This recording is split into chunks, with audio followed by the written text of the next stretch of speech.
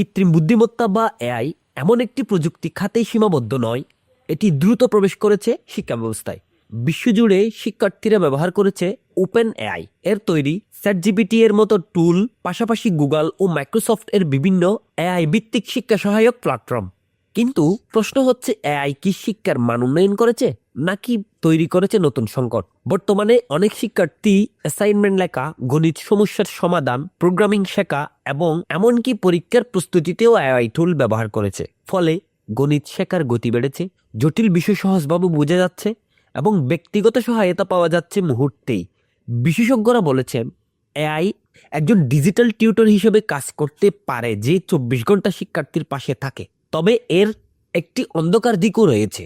অনেক ক্ষেত্রে শিক্ষার্থীরা নিজে চিন্তা না করে সরাসরি এআই থেকে উত্তর নিয়ে জমা দিচ্ছে। ফলে সৃজনশীলতা ও বিশ্লেষণ ক্ষমতা কমে যাওয়ার আশঙ্কা দেখা দিয়েছে। বাংলাদেশের প্রেক্ষাপট: বাংলাদেশে এখনও অধিকাংশ শিক্ষা প্রতিষ্ঠানে এআই টুল ব্যবহারের জন্য স্পষ্ট নীতিমালা তৈরি করেনি। শিক্ষকরা অনেক সময় বুঝতে পারছেন না কোনটি শিক্ষার্থী নিজের কাজ আর কোনটি এআই নির্ভর। বিশেষজ্ঞরা মনে করেছেন, এআই পুরোপুরি নিষিদ্ধ না করে বরং নিয়ন্ত্রিত ও নৈতিক ব্যবহারের প্রশিক্ষণ দেওয়াই উচিত।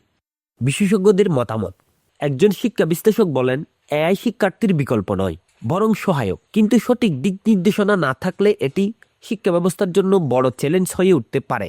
সব মিলিয়ে বলা যায়, এআই শিক্ষা খাতে এক নতুন বিপ্লবের সূচনা করেছে। এখন প্রয়োজন সঠিক নীতিমালা, সচেতনতা ও দক্ষতার উন্নয়ন, যাতে প্রযুক্তি হয় শিক্ষার সহায়ক কিন্তু বাধা নয়।